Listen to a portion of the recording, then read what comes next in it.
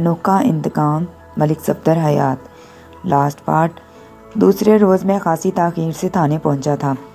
گزشتہ رات میں دوبارہ حویلی میں گیا تھا اور مقتول چودھری کی بیواؤں سے ملاقات بھی کی تھی، مگر کوئی بھی ایسی بات معلوم نہیں ہو سکی تھی جس کی مدد سے چودھری کے قتل کے کیس میں کوئی پیش رفت ہوتی۔ میں نے طارق سے پوچھا، شونکے گجر کا کچھ پتہ چلا ہے؟ جس ASI کو میں نے لائل پور بھیجا تھا اس نے آ کر بتایا تھا کہ چودھری فرزند علی رائے صاحب کے پاس نہیں گئے تھے، بلکہ رائے بشیر احمد نے کہا تھا کہ چودھری تو چند روز پہلے ہی اس سے مل کر گیا تھا اور اب شادی کے بعد ہی اسے دوبارہ جانا تھا۔ میں نے یہ ساری تفصیل طارق کو بھی بتا دی تھی۔ مجھے تو انہوں نے یہی بتایا تھا کہ وہ لائل پور ہی جا رہے ہیں۔ طارق نے کہا، اب شونکا بھی غائب ہے، وہی آ جاتا تو حقیقت کا کچھ پتہ چلتا۔ اتنی دیر میں کسی نے آ کر بتایا کہ پولیس شونکے گجر کو پکڑ کر حویلی کی طرف لا رہی ہے۔ میں اور طارق ایک ساتھ باہر کی جانب لپکے۔ میں نے دیکھا شونکا دو سپاہیوں کے آگے آگے چلتے ہوئے حویلی کے قریب پہنچ چکا تھا۔ یہ دونوں وہی سپاہی تھے جنہیں میں نے شونکے اور بوٹے کی نگرانی پر متعین کر رکھا تھا۔ شونکے کی نگرانی پر مامور سپاہی نے مجھے دیکھتے ہی کہا، ملک صاحب میں تو اسے لے کر تھانے کی طرف جا رہا تھا، راستے میں مجھے پتہ چلا کہ آپ یہاں ہیں تو میں سیدھا یہیں چلا آیا۔ شونکا ابھی گھر آیا ہے۔ شونکے گجر سے دوسری بار میرا آمنا سامنا ہو رہا تھا، مگر اس وقت مجھے شونکے میں وہ اکڑ اور اعتماد دکھائی نہیں دیا جو پہلی مرتبہ نظر آیا تھا۔ اسے بھی چودھری فرزند علی کی موت کا پتہ چل چکا تھا اور اس کے ساتھ ہی اس کی ساری اکڑ فوں غائب ہو چکی تھی۔ شونکے، تم ابا جی کے ساتھ لائل پور گئے تھے؟ طارق نے غصیلے لہجے میں پوچھا۔ پھر ان کے ساتھ یہ کیا ہو گیا؟ تم کہاں مر گئے تھے؟ چھوٹے چودھری صاحب، مجھے کیا پتہ تھا ان کے ساتھ یہ حادثہ پیش آ جائے گا، ورنہ میں انہیں کبھی بھی اکیلا نہ چھوڑتا۔ اس نے نظریں جھکائے جھکائے کہا، کاش میں چودھری صاحب کے ساتھ ہی رہتا۔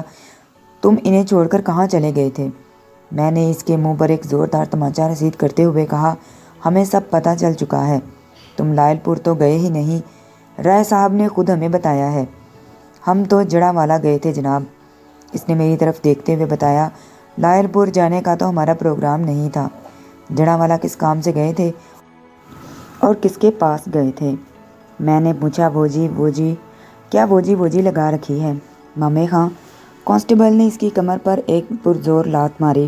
ہم تمہاری بیبے کے نوکر ہیں جو تیری راہ دیکھ رہے ہیں۔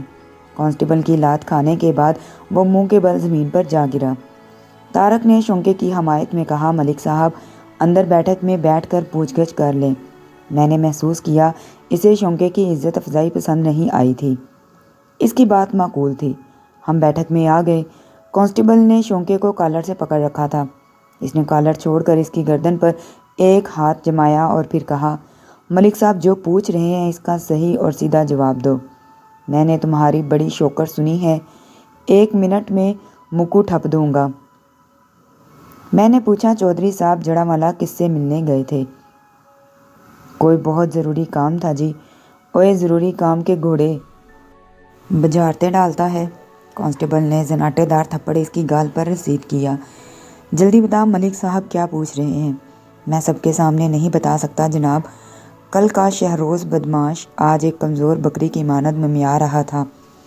اسے تھانے لے چلے ملک صاحب۔ سب کے سامنے بتاتے ہوئے اسے شرم آ رہی ہے، کانسٹیبل نے کہا۔ اگرچہ چودھری طارق محمود اس بات کے حق میں نہیں تھا کہ ہم ان کے پالتو بدماش کو تھانے میں لے جائیں، مگر کلم کلا وہ ہماری مخالفت بھی نہیں کر سکتا تھا۔ اس کا باپ قتل ہو چکا تھا اور قتل ہونے سے پہلے وہ گھر سے شونکے کے ساتھ نکلا تھا۔ وہ لائل پور گئے تھے یا جڑا والا یا کسی دوسری جگہ، بہرحال شونکے کی ذات سے مبرہ نہیں تھا، اور یہ بات چھوٹے چودھری نے بھی محسوس کر لی تھی، اس لیے اس نے قانونی معاملات میں کوئی رکاوٹ نہیں ڈالی۔ تھانے پہنچ کر میں نے شونکے کو جبرو اور سلطان کے حوالے کر دیا۔ یہ میری امانت ہے تم لوگوں کے پاس۔ میں نے دونوں کو مخاطب کرتے ہوئے کہا، کل مجھے زندہ چاہیے، بس اب تم جو چاہو اس کے ساتھ کرو، تم کو میری طرف سے اجازت ہے۔ اس کی ایسی مالش کرو کہ جب میں صبح اس سے پوچھ گچھ کروں تو مجھے کسی سوال کے جواب کا انتظار نہ کرنا پڑے۔ اس کو قانون کا سارا سبق ایک ہی رات میں پڑھا ڈالو۔ اوکے سر، دونوں نے بیک زبان کہا۔ آپ فکر ہی نہ کریں ملک صاحب، ہم اس کی خوب اچھی طرح گت بنائیں گے۔ آپ جب صبح آئیں گے تو یہ ریکارڈ کی طرح بجنے لگے گا۔ صبح جب میں تھانے پہنچا تو دن کے 11 بج رہے تھے۔ میرے حکم پر شونکے کو حوالات سے نکال کر فوراً پوچھ گچھ کے کمرے میں لایا گیا۔ مجھ پر نظر پڑی تو میرے سوال کرنے سے پہلے ہی بول اٹھا، تھانے دار صاحب، ہم جڑاں والا حکیم حقائق بخش کے پاس گئے تھے۔ میں نے توصیفی نظروں سے سلطان اور جبرو کی طرف دیکھا۔ وہ اس وقت میرے پاس ہی کھڑے تھے۔ ان کی محنت بازبان خود بول رہی تھی۔ کیوں ملک صاحب، آپ مطمئن ہیں؟ جبرو نے فخریہ انداز میں میری جانب دیکھا۔ مال تیار ہے، آپ جو چاہیں پوچھ لیں، یہ آپ کے ہر سوال کا تسلی بخش جواب دے گا۔ اب تم لوگ بھی باہر چلے جاؤ، میں نے دونوں سے کہا۔ وہ چلے گئے۔ میں نے شونکے سے سوال کیا، تو تم لائل پور نہیں گئے تھے؟ نہیں جی۔ میں نے پوچھا، حکیم حقائق بخش کے پاس کیا لینے گئے تھے؟ حکیم صاحب بہت پہنچے ہوئے طبیب ہیں جناب، مردے میں جان ڈال دیتے ہیں۔ اچھا؟ میں نے تعجب انگیز نظروں سے اسے دیکھا اور پوچھا، تم میں سے کون مردہ تھا، چودھری فرزند علی یا تم؟ اس کے چہرے پر تکلیف کے آثار نمودار ہوئے۔ اپنی پیٹھ کو سہلاتے ہوئے بولا، میں تو اللہ کے فضل و کرم سے فٹ فاٹ ہوں جی۔ چودھری صاحب 16 سالہ یاسمین سے شادی جو کرنے والے تھے، اس لیے ہم حکیم صاحب کے پاس گئے تھے۔ میرے ذہن میں ایک جھماکا سا ہوا۔ مجھے یاد آیا کہ مقتول چودھری کے شلوکے کی جیب سے ایک پرچہ برآمد ہوا تھا جس پر کوئی نسخہ وغیرہ درج تھا۔ چودھری فرزند علی کی جیب سے نکلنے والی پرچی کی حقیقت مجھ پر آشکار ہو چکی تھی۔ میں نے محسوس کیا کہ سیدھا بیٹھنے میں اسے دقت محسوس ہو رہی تھی۔ وہ بار بار پہلو بدل رہا تھا۔ میں نے اگلا سوال کیا، تم نے بتایا تھا کہ تم چودھری فرزند علی کو چھوڑ کر کہیں چلے گئے تھے۔ میں اپنی بہن کے پاس مانا والا چلا گیا تھا جی، اس نے جواب دیا۔ میں چودھری صاحب سے اجازت لے کر گیا تھا۔ انہوں نے کہا تھا کہ وہ اکیلے ہی واپس چلے جائیں گے۔ ہم مانا والا بندہ بھیج کر تمہاری بہن سے سب معلوم کر لیں گے۔ میں نے اسے گھورتے ہوئے کہا، اگر تمہاری بات جھوٹی نکلی تو کھال کھنچوانے کے لیے تیار رہنا۔ انہوں نے مجھے بہت مارا ہے جناب۔ وہ سہمی ہوئی نظروں سے مجھے دیکھنے لگا۔ آپ بار بار مار کا ذکر نہ کریں، اگر سچ بولو گے تو فائدے میں رہو گے۔ وہ رونے لگا۔ میں سچ بول رہا ہوں جی، میرے ماں باپ کی توبہ، جو زندگی میں کبھی جھوٹ بولوں۔ میں نے پوچھا، سنا ہے چودھری جس لڑکی سے شادی کرنے والا تھا اسے بوٹا بھی پسند کرتا تھا؟ جی ہاں جناب، بوٹے نے چودھری صاحب کو بہت سمجھایا تھا کہ وہ یاسمین کا خیال اپنے دل سے نکال دیں، مگر وہ مانے ہی نہیں۔ انہوں نے جواباً یہ دلیل دی تھی، بوٹے میں چاہوں تو اس گاؤں کی کسی بھی لڑکی کے ساتھ زبردستی سب کچھ کر سکتا ہوں۔ تم میری قوت سے بخوبی واقف ہو، مگر میں یاسمین کے ساتھ کوئی زیادتی نہیں کروں گا۔ میرا اس پر دل آ گیا ہے، میں اس سے باقاعدہ شادی کروں گا۔ اس روز سے بوٹا بہت اداس رہنے لگا۔ وہ مجھ سے اپنے دل کی ہر بات کہہ دیتا تھا۔ میں اس کے دل پر گزرنے والی قیامت سے بے خبر نہیں تھا، مگر میں بھی اس کے لیے کچھ نہیں کر سکتا تھا۔ چودھری صاحب سے ٹکر لینا بوٹے کے بس میں نہیں تھا اور نہ ہی میرے بس میں۔ چودھری کے دباؤ میں آ کر فتح محمد نے بوٹے کے اپنے گھر میں رہنے پر پابندی کر دی۔ بوٹا بالکل ہی مایوس ہو گیا۔ اب اس نے حویلی آنا بھی بہت کم کر دیا تھا۔ زیادہ تر وہ ڈیرے پر ہی رہتا تھا۔ ڈیرے پر؟ کیا مطلب ہے تمہارا؟ ڈیرے کے ذکر پر میں چونک اٹھا تھا۔ کیا ڈیرے سے تمہاری مراد بوٹے کا گھر ہے؟ نہیں جناب، ڈیرا تو باغ میں ہے، کھیتوں کے اس پار جو آموں کا باغ ہے نا، وہی ہے ڈیرا۔ میرے لیے ایک انکشاف تھا، جانے کیوں طارق نے بھی اس کا ذکر نہیں کیا تھا۔ میں نے بوٹے کے گھر پر پہرا لگوا دیا تھا۔ یہ بھی تو ممکن تھا کہ بوٹا ڈیرے پر ہی ہو اور توبہ ٹیکسنگ والی کہانی اس نے محض دوسروں کو دھوکہ دینے کے لیے سنائی ہو۔ اس بات کے امکانات تھے کہ یا تو بوٹے نے چودھری کا قتل کیا تھا یا کسی نہ کسی طرح اس کا اس قتل سے کوئی تعلق ضرور تھا۔ چودھری اس کی محبوبہ کو اپنی بیوی بنانے جا رہا تھا اور اچانک قتل ہو گیا تھا۔ دوسری جانب بوٹا بھی منظر سے غائب تھا۔ میں نے اسے اعتماد میں لیتے ہوئے کہا، اگر ہماری مزید مہمان نوازی سے بچنا چاہتے ہو تو سلطانی گواہ بن جاؤ۔ بوٹے کے بارے میں سب ٹھیک بتا دو، میں کوشش کروں گا تمہیں عدالت سے کم سزا ہو، ورنہ دوسری صورت میں تم گئے کام سے۔ میں 302 کا پرچہ کاٹ کر تمہیں بند کروں گا، پھر پھانسی سے تمہیں کوئی نہیں بچا سکے گا۔ اس نے بھرپور تعاون کے لیے آمادگی ظاہر کر دی۔ چونکہ گجر سے مجھے جو معلومات حاصل ہوئی، ان کا لب لباب یہ تھا کہ بھوٹے نے رقیب رد سیاہ کو اپنے راستے سے ہٹانے کا پکا فیصلہ کر لیا تھا۔ جب شونکے نے اسے بتایا کہ وہ چودھری کے ساتھ جڑاوالا جانے والا ہے تو بھوٹے نے اسے تعاون کی درخواست کی۔ بھوٹا صرف یہ چاہتا تھا کہ واپسی میں شونکا چودھری کے ساتھ نہ آئے بلکہ کوئی معقول بہانہ کر کے کہیں رک جائے۔ شونکے کے لیے یہ کام کوئی مشکل نہیں تھا۔ اس کی بہن ماناوالا میں رہتی تھی، اسے کوئی بہانہ کرنے کی ضرورت نہیں تھی۔ پھر وہ اپنے دوست کی دل کی مدد سے کرنا چاہتا تھا اور دوست نے جس قسم کا تعاون چاہا تھا اس میں شونکے کے لیے کوئی رسک بھی نہیں تھا۔ تاہم بھوٹے نے اسے اپنے طریقہ واردات کے بارے میں کچھ نہیں بتایا تھا اور نہ ہی اس نے پوچھنے کی ضرورت محسوس کی تھی۔ میں نے پوری بات سننے کے بعد حوالدار جمعہ خان کو بلا کر کہا کہ وہ شونکے کو لے جا کر حوالات میں بند کر دے اور اس کے کھانے پینے کا کچھ انتظام کرے۔ اس وقت دوپہر کے 2 بج رہے تھے۔ مجھے بھوک تو لگ رہی تھی مگر اس سے بھی زیادہ ضروری کام ابھی باقی تھا۔ جمعہ خان شونکے کو لے کر چلا گیا تو میں نے آموں کے باغ والے ڈیرے کا رخ کیا۔ میں تھانے سے نکل ہی رہا تھا کہ ایک کانسٹیبل بڑی عجلت میں تھانے میں داخل ہوا۔ وہ تقریباً دوڑتے ہوئے میرے پاس آیا، پھر پھولی ہوئی سانس کے ساتھ بولا، ملک صاحب، ادھر کماد کے کھیت میں قتل کی ایک واردات ہو گئی ہے۔ کسی نے بھوٹے ارائی کو قتل کر کے وہاں پھینک دیا ہے۔ میں تو چکرا کے رہ گیا تھا۔ بڑی مشکل سے ایک سرا ہاتھ لگا تھا۔ میرا خیال تھا میں نے چودھری فرزند علی کے قتل کا معمہ حل کر لیا ہے، مگر بھوٹے ارائی کی موت نے ایک نیا مسئلہ کھڑا کر دیا تھا۔ تفتیش کی گاڑی کو بریک لگ گئے تھے اور میں جیسے بند گلی میں کھڑا تھا۔ کانسٹیبل کی اطلاع پر میں حوالدار جمعہ خان کو ساتھ لیا اور فوراً موقع پر پہنچ گیا۔ بھوٹے کی لاش گنے کے کھیت کے عین وسط میں پڑی تھی۔ اس کی لاش کے ساتھ بھی کم و بیش چودھری کی لاش جیسا حشر کیا گیا تھا۔ لاش کو ناف کے مقام سے 2 حصوں میں تقسیم کیا گیا تھا۔ اس کی کنپٹی کے اوپر ایک نیل گون ابھار واضح نظر آ رہا تھا۔ بھوٹے کی لاش کو دیکھ کر مجھے یہ اندازہ لگانے میں دیر نہیں لگی کہ دونوں قتل کسی ایک ہی شخص نے کیے تھے اور وہ نامعلوم شخص اپنے دل میں بھوٹے اور چودھری کے لیے بے پناہ نفرت رکھتا تھا۔ ممکن تھا ابھی کچھ روز تک بھوٹے کی لاش دریافت نہ ہوتی اگر گنے کی کٹائی شروع نہ ہو چکی ہوتی۔ وقوع پر اچھے خاصے لوگ جمع ہو چکے تھے۔ بھوٹے کا بوڑھا باپ بھی وہاں موجود تھا اور ایک طرف بیٹھا اپنے بیٹے کی لاش پر آنسو بہا رہا تھا۔ میں نے ضروری کارروائی کی اور بھوٹے کی لاش کو پوسٹ مارٹم کے لیے بھجوا دیا۔ واپسی میں ہمیں معلوم ہوا کہ چودھری فرزند علی کی لاش اسپتال سے آ چکی تھی اور آج ہی تدفین کا پروگرام تھا۔ حویلی کے پاس مقتول کے بیٹے طارق محمود سے ملاقات ہو گئی اور یہ ملاقات بھی سود مند ثابت نہ ہو سکی۔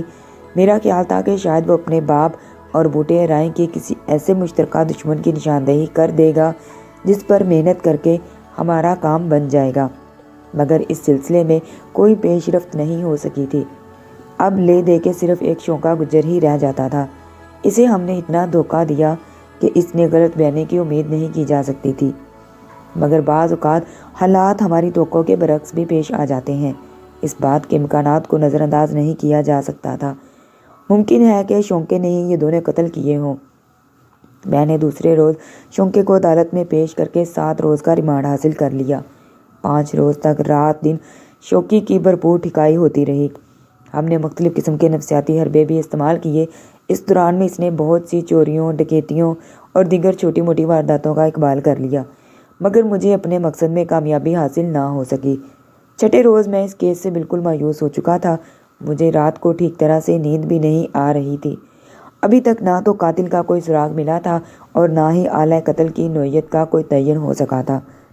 مجھے پوری پیشہ ورانہ زندگی میں اس قسم کے قتل سے واسطہ نہیں پڑا تھا۔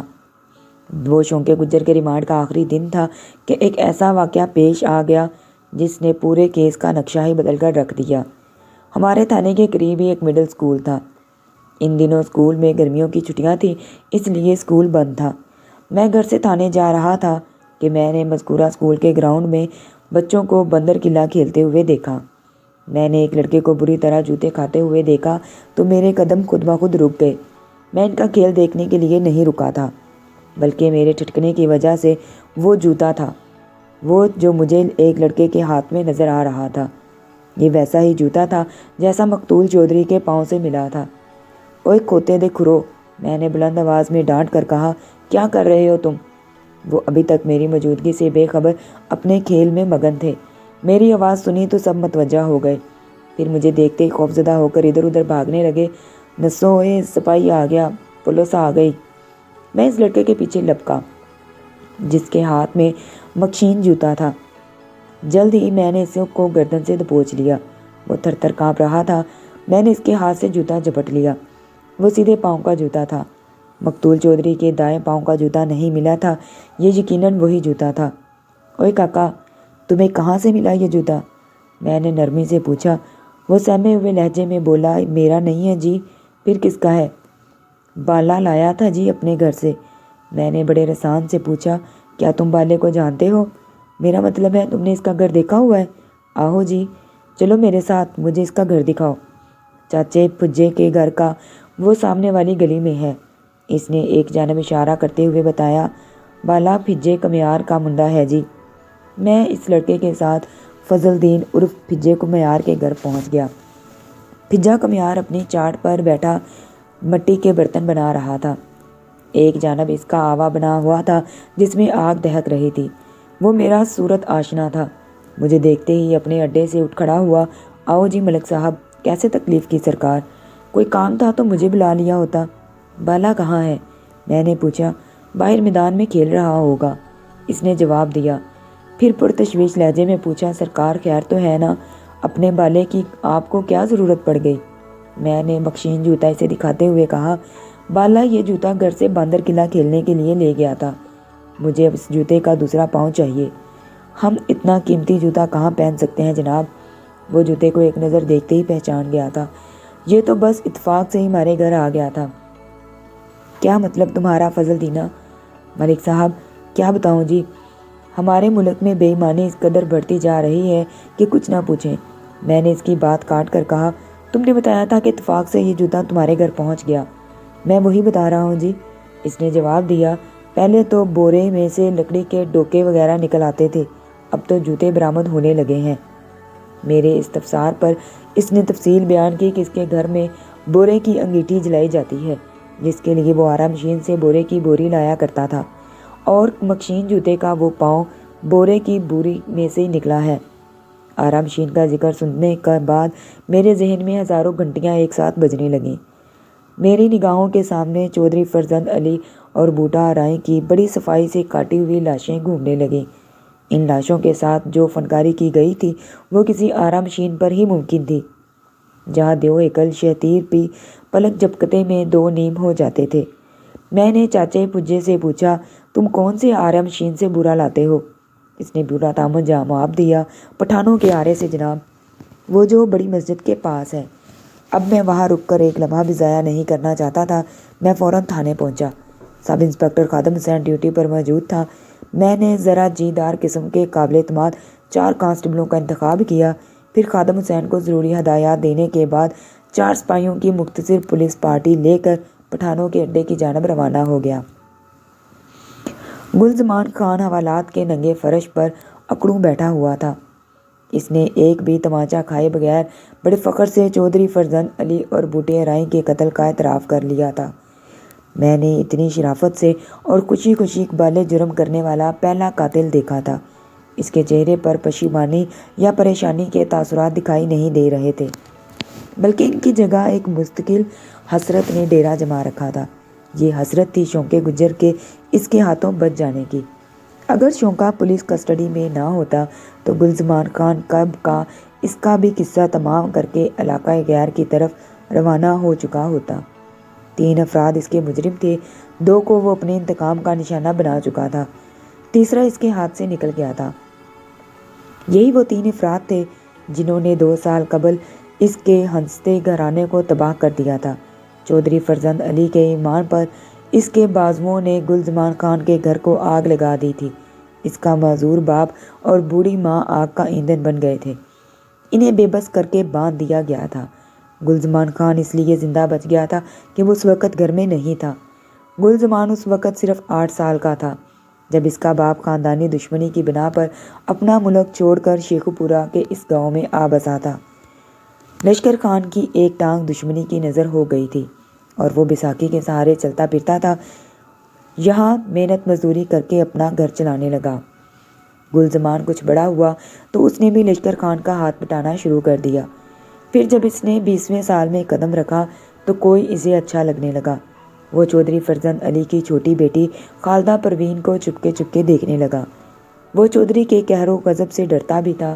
اس کے ذہن میں طرح طرح کے خیال آتے رہتے تھے، مگر دل نے کبھی کسی کی مانی ہے؟ دل اسے یقین دلاتا رہتا تھا کہ خالدہ ایک دن اس کی ہو جائے گی۔ یہ یک طرفہ محبت جاری تھی کہ چودھری کو اس کی خبر ہو گئی۔ گلزمان سے غلطی یہ ہو گئی کہ اس نے کچھ دوستوں سے بھی اپنی چاہت کا ذکر کر دیا تھا۔ کسی دوست نام دشمن نے اس کی محبت کی کہانی کو چودھری تک پہنچا دیا تھا۔ چودھری یہ سنتے ہی آگ بگولا ہو گیا۔ پھر جو قیامت لشکر خان کے گھر پر ٹوٹی، اسے پورے گاؤں نے دیکھا۔ یہ 2 سال پہلے کا واقعہ تھا۔ بوٹا اور شونکا ایک روز سرے شام لشکر خان کے گھر میں جا گھسے۔ بوٹے نے معذور لشکر خان کو دھکا دے کر ایک جانب گرایا، پھر دروازے کو اندر سے بند کرتے ہوئے خونخوار لہجے میں پوچھا، کہاں ہے وہ حرام زادہ عاشق کا بچہ؟ تم کس کا پوچھتا ہے؟ گلزمان کی والدہ صابری نے کہا۔ شونکے نے لشکر کی جانب اشارہ کرتے ہوئے غصے سے کہا، اس کتے کا بچہ اور کون؟ اوے لنگڑے سور، تمہارے بیٹے کی لاش گرانے آئے ہیں۔ بوٹے نے گرج کر کہا۔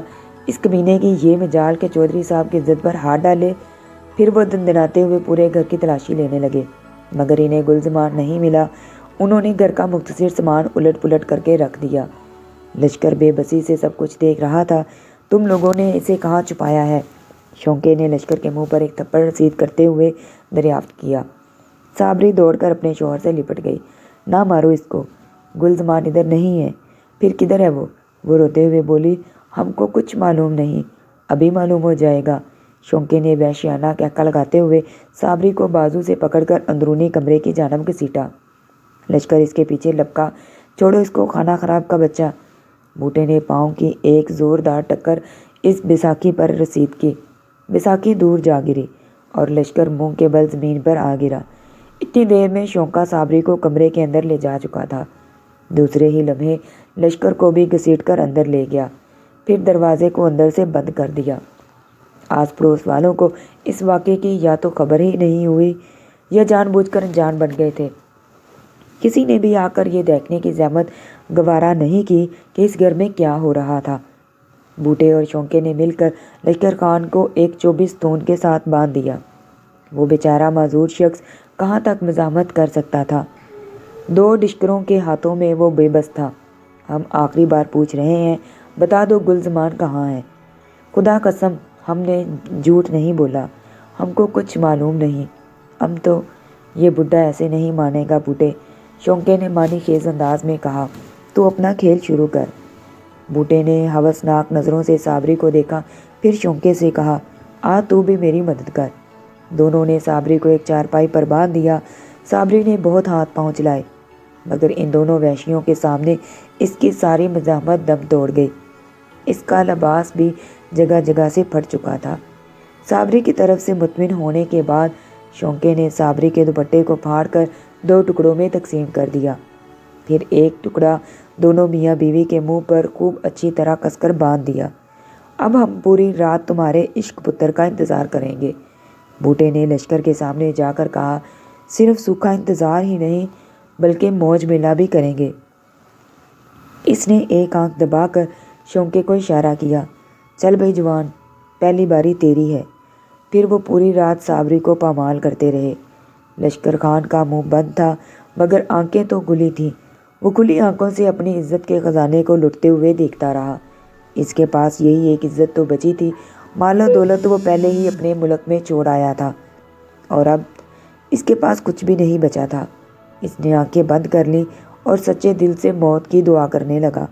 صبح اس کی دعا قبول ہو گئی۔ گلزمان نے آنا تھا، نہ آیا۔ بوٹے اور شونکے نے اجالا ہونے سے پہلے پورے کمرے میں مٹی کا تیل چھڑکا، دونوں میاں بیوی پر خصوصاً تیل کی زیادہ مقدار ڈالی، پھر کمرے سے نکلنے سے پہلے انہوں نے دونوں کو آگ لگا دی۔ جب شعلے اچھی طرح بھڑک اٹھے تو وہ دروازہ باہر سے بند کر کر وہاں سے رخصت ہو گئے۔ انہوں نے چودھری کو جا کر یہی رپورٹ دی تھی کہ وہ تینوں کا کام تمام کر آئے ہیں۔ اب اس خاندان کا کوئی فرد چودھری صاحب کی بیٹی کو آنکھ اٹھا کر بھی نہیں دیکھے گا۔ وہ چودھری کے سامنے اپنی ناکامی کا اعتراف نہیں کرنا چاہتے تھے، اس لیے انہوں نے باہمی رضامندی سے یہی فیصلہ کیا کہ بعد میں گلزمان کو بھی ٹھکانے لگا دیں گے۔ مگر تلاش بسار کے بعد بھی جب وہ ان کے ہاتھ نہیں لگا تو کچھ عرصہ بعد وہ اسے بھول بھال گئے۔ مکان اپنے مکینوں کے ساتھ جل کر راکھ ہو گیا۔ سب نے یہی سمجھا کہ 3 افراد کا وہ کنبہ نیست و نابود ہو چکا، مگر جسے اللہ رکھے اسے کون چکھے۔ گلزمان خان انتقام کی ایک عجیب داستان رقم کرنے کے لیے زندہ رہ گیا تھا۔ ان میں سے بہت سی باتیں مجھے شونکے کی ٹھکائی کے بعد معلوم ہوئی تھیں۔ گلزمان کی گرفتاری کے بعد تو شونکے نے ان جرائم کا بھی اقرار کر لیا تھا جو ابھی تک سینے میں دبائے بیٹھا تھا۔ گلزمان 1.5 سال تک مختلف شہروں میں گھومتا رہا، در در کی خاک چھانتا رہا۔ وہ اپنے دل میں انتقام کی آگ کو روشن کیے ہوئے تھا۔ اس دوران میں اس نے اپنا حلیہ بھی تبدیل کر لیا تھا۔ اس نے داڑھی رکھ لی تھی اور سر کے بال بھی بڑھا لیے تھے۔ اس 1.5 سال کے عرصے کے دوران میں وہ اس قدر بدل چکا تھا کہ کوئی شناسا اسے دیکھ کر پہچان نہیں سکتا تھا۔ 6 ماہ قبل وہ اس علاقے میں نمودار ہوا۔ اس نے مسجد والی آرا مشین پر کام کرنا شروع کر دیا۔ اس آرا مشین کا مالک ایک پٹھان تھا۔ اس نوکری حاصل کرنے میں زیادہ وقت نہیں ہوئی تھی۔ وہ یہاں کام کرتے ہوئے اپنے دشمنوں کی سرگرمیوں سے باخبر رہ سکتا تھا۔ اس نے سب سے پہلے بوٹے رائے کو شکار کرنے کا فیصلہ کیا۔ اس نے باغ والے ڈیرے کی نگرانی شروع کر دی۔ اس نے اس عرصہ میں ایک ریوالور بھی خرید لیا۔ پہلے اس کا ارادہ ایک ایک کو گھیر کر گولی مارنے کا تھا، مگر جب سے اس نے آرا مشین پر ملازمت کی تھی اس کے ذہن میں اور ہی منصوبہ پکنے لگا تھا۔ گلزمان نے جس رات بوٹے پر ہاتھ ڈالنے کا فیصلہ کیا یہ وہی رات تھی جب بوٹا لاری اڈے سے بوڑھے چودھری فرزند علی کو شکار کر کے ڈیرے پر لایا تھا۔ گلزمان جب ڈیرے پر پہنچا تو اسے ایک کی بجائے 2 شکار مل گئے۔ اس کی رگوں میں خون کی گردش تیز ہو گئی۔ وہ آرے کی گھوڑا گاڑی پر وہاں پہنچا تھا۔ گاڑی کو اس نے ڈیرے سے کافی دور فاصلے پر درختوں کے ایک جھنڈ میں کھڑا کر دیا تھا۔ ریوالور کے بل بوتے پر گلزمان نے بوٹے کو بے بس کر دیا۔ چودھری پہلے ہی بے ہوش پڑا تھا، جانے بوٹے نے اس کے ساتھ کیا کیا تھا۔ گلزمان نے بوٹے کی کنپٹی پر ریوالور کی نال رکھ کر اس کی آنکھوں پر پٹی باندھ دی۔ چودھری کو اس نے کندھے پر ڈالا اور بوٹے کو ہانکتے ہوئے گاڑا گاڑی پر لے آیا۔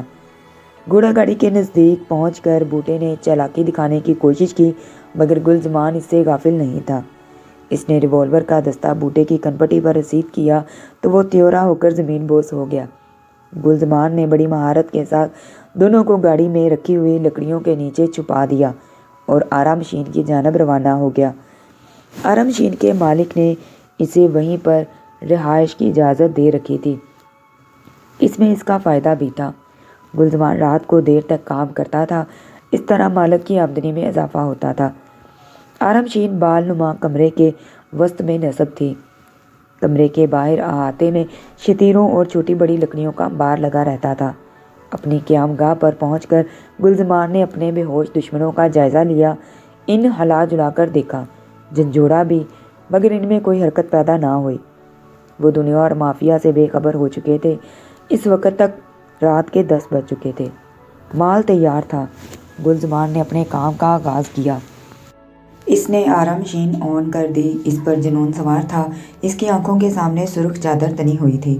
اسے انتقام کے سوا کچھ نظر نہیں آ رہا تھا۔ انتقام، اندھا انتقام۔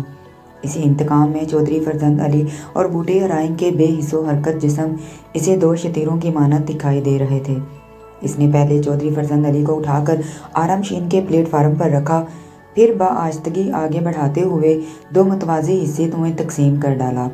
خون کے چھینٹے آرا مشین کو سرخ کر گئے اور جس کھوپڑی نے گلزمان خان کے خاندان کو تباہ و برباد کرنے کا حکم نامہ جاری کیا تھا وہ نیم واہ ہو کر بڑی مزہ خیز ہو گئی تھی۔ گلزمان کی آنکھوں کے سامنے تنی سرخ چادر سرخ تر ہو گئی۔ اب بوٹے کی باری تھی۔ یہ وہ درندہ تھا جس نے گلزمان کی بوڑھی والدہ کو بے آبرو کیا تھا۔ گلزمان ماہر کاریگری کی طرح اسے ناپ تول رہا تھا۔ بوٹے کی ناف کو عین آرے کے بلیڈ کے سامنے لاتے ہوئے اس نے آگے بڑھا دیا۔ غلیظ خون کا ایک فوارہ بوٹے کے جسم سے پھوٹ نکلا۔ گلزمان کا لباس رنگین ہو گیا۔ کافی دیر تک وہ سکتے کی حالت میں کھڑا رہا۔ جب ہوش آیا تو سب سے پہلے اس نے آرا مشین کو آف کیا۔ صورتحال اس پر واضح ہوئی تو وہ پریشان ہو گیا۔ ہر چیز پر خون کے چھینٹے نظر آ رہے تھے۔ ابھی اس کا بہت سا کام باقی تھا۔ اس نے اپنے حواس کو مجمع کیا اور اپنے کام میں مصروف ہو گیا۔ سب سے پہلے اس نے گیلے کپڑے سے آرام شین کو اچھی طرح صاف کیا۔ آرام شین کے نیچے ایک کھانچا سا بنا ہوتا ہے جس میں کٹنے والے لکڑی کا برادہ ہوتا ہے۔ ہمارے پلیٹ فارم سے بہہ کر نیچے آنے والا خون اس برادے میں جذب ہو چکا تھا اور اس نے خون آلود برودے کو ایک خالی بوری میں بھرا۔ چودھری فرزند علی اور بوڑھے ارائیں کے 2 پیس جسموں سے لہو رسنا بند ہو چکا تھا۔ اس نے چاروں حصوں کو احتیاط کے ساتھ اکٹھا کر کے ایک دوسرے بوری میں ڈال کر بوری کا منہ بند کر دیا۔ حال نما کمرے میں سے اپنی کارروائی کے آثار کو ختم کرتے کرتے رات کے 2 بج گئے۔ سب سے آخر میں اس نے اپنا لباس تبدیل کیا اور خون آلود لباس کو برادے والی بوری میں ڈال دیا۔ ایک مرتبہ پھر وہ گھوڑا گاڑی میں بیٹھ کر رات کے اندھیرے میں کہیں جا رہا تھا۔ خون آلود کپڑوں اور برادے والی بوری کو اس نے نہر بر کرنے کے بعد اپنے انتقام یافتہ دشمنوں سے نجات حاصل کی اور واپس لوٹ آیا۔ یہ تمام تفصیلات گلزمان نے اقبال جرم کرنے کے بعد مجھے سنائی تھی، جس میں سے غیر ضروری باتیں حذف کر کے میں نے آپ کی خدمت میں پیش کر دی۔ جب وہ آرام شین کے نیچے واقع کھانچے میں مصروف کار تھا، اسی دوران چودھری فرزند علی کا دایاں جوتا وہاں موجود برادے میں کہیں دب گیا تھا، جو بعد میں پجے کمہار کے گھر پہنچ گیا۔ گلزمان کے لیے میرے دل میں ایک نرم گوشہ پیدا ہو چکا تھا، مگر ظاہر ہے میں اسے چھوڑ نہیں سکتا تھا۔ وہ قاتل تھا، اس نے 2 انسانوں کی جان لی تھی، اگرچہ وہ دونوں انسان انسانیت کے نام پر دبا تھے، مگر قانون کسی کو منمانی کی اجازت نہیں دیتا۔ تاہم میں نے دل میں فیصلہ کر لیا تھا کہ اسے کم سے کم سزا ہو، مگر کاتب تقدیر کو کچھ اور ہی منظور تھا۔ شونکے کا ریمانڈ مکمل ہو چکا تھا۔ میں نے اس کا چلان تیار کیا۔ میرا ارادہ اسے دوسرے روز عدالت میں پیش کرنے کا تھا، مزید ریمانڈ کی ضرورت نہیں تھی۔ میں نے اس کے ساتھ ہی گلزمان کا چلان بھی تیار کر لیا۔ وہ اقبال جرم کر چکا تھا، اس کا ریمانڈ لینا بے مقصد تھا۔ میں جلد از جلد اپنی ذمہ داری سے عہدہ برا ہونا چاہتا تھا۔ دوسرے روز ہم عدالت پہنچ گئے۔ میرے ساتھ ASI امانت علی بھی تھا۔ شوکے کی ہتھ کڑی کی زنجیر میرے ہاتھ میں تھی، گلزمان کی زنجیر امانت علی نے تھام رکھی تھی، مگر ہم عدالت کے برآمدے کی سیڑھیاں چڑھ رہے تھے کہ وہ واقعہ پیش آ گیا۔ میں آگے تھا، ASI امانت علی میرے پیچھے آ رہا تھا۔ برآمدے کی سیڑھیوں پر خاصا رش تھا۔ میں نے دیکھا ایک حوالدار کسی مجرم کو ہتھ کڑی لگائے سیڑھیوں سے نیچے اتر رہا تھا۔ اس کے کندھے سے رائفل لٹک رہی تھی۔ سب کچھ آنن فانن ہوا۔ اچانک گلزمان نے چیتے کی مانند جست لگائی اور سیدھا اپنے پہلو سے گزرتے ہوئے حوالدار کی رائفل پر جھپٹا۔ دوسرے ہی لمحے وہ رائفل پر قبضہ جما چکا تھا۔ ASI امانت علی اس کے ساتھ کھنچتا چلا گیا۔ میں نے بڑی سرعت کے ساتھ پلٹ کر دیکھا، شونکا گجر بھی گھوم چکا تھا۔ پھر اس سے قبل کہ ہم کچھ سمجھ پاتے، گلزمان نے رائفل کی نال کو شونکے کے سینے کی جانب کرتے ہوئے عین دل کے مقام پر فائر کر دیا۔ شونکا مردہ مچھلی کی طرح پٹ سے برآمدے کی سیڑھیوں پر گر کر تڑپنے لگا۔ اس کا سینہ تازہ تازہ خون اگل رہا تھا۔ تھوڑی دیر پھڑکنے کے بعد اس کا جسم ساکت ہو گیا۔ گلزمان نے رائفل پھینک دی اور مسکرا کر میری جانب دیکھنے لگا۔ اس کے چہرے پر بلا کا اطمینان تھا۔ وہ بولا تو اس کی آواز سے مسرت پھوٹ رہی تھی، وہ مسرت جو انسان کو منزل مقصود پر پہنچنے کے بعد حاصل ہوتی ہے۔ تھانے دار صاحب، یہ ہمارا شکار تھا، ہمارا کلیجہ ٹھنڈا ہو گیا۔ اب ہم چاہیں ہم کو 10 بار پھانسی لگا دو، پرواہ نہیں ہے۔ اس کے بعد وہ گردن جھکا کر کھڑا ہو گیا۔ میرے سینے سے ایک ٹھنڈی گہری سانس خارج ہوئی، مگر زبان سے کچھ نہ بولا۔ شونکے کو فوراً ہسپتال لے جایا گیا۔ یہ ایک بے سود سی کوشش تھی، وہ اپنی سانسیں پوری کر چکا تھا۔ ہسپتال پہنچتے ہی ڈاکٹر نے اس کی موت کی تصدیق کر دی۔ گلزمان کو عمر قید کی سزا ہو گئی۔ 1-2 بار میرا جیل جانا ہوا تو میں نے خاص طور پر اس سے ملاقات بھی کی۔ مجھے دیکھتے ہی اس کے ہونٹوں پر ایک دبی دبی سی فخریہ مسکراہٹ نمودار ہو جاتی تھی۔ آج بھی جب میں اس واقعے کو یاد کرتا ہوں تو دل میں دکھ کی ایک لہر سی سرایت کر جاتی ہے۔ گلزمان خان جیسے انتقامی ماں کے بیٹے سے پیدا نہیں ہوتے، مگر چودھری فرزند علی جیسے ظالم اور بوٹے اور شونکے جیسے درندہ صفت لوگ ہی ایک عام انسان کو حیوان بننے پر مجبور کر دیتے ہیں۔ جی تو دوستوں کہانی کیسی لگی مجھے کمنٹ سیکشن میں ضرور بتائیں۔ ویڈیو اچھی لگی ہو تو میرے چینل کو سبسکرائب کریں، ویڈیو کو لائک کریں، شیئر کریں، اور آج کی آواز کے لیے تھوڑی سی معذرت کیونکہ میری طبیعت ٹھیک نہیں تھی۔ ملتے ہیں بہت جلد ایک نئی ویڈیو کے ساتھ، تب تک کے لیے اللہ حافظ۔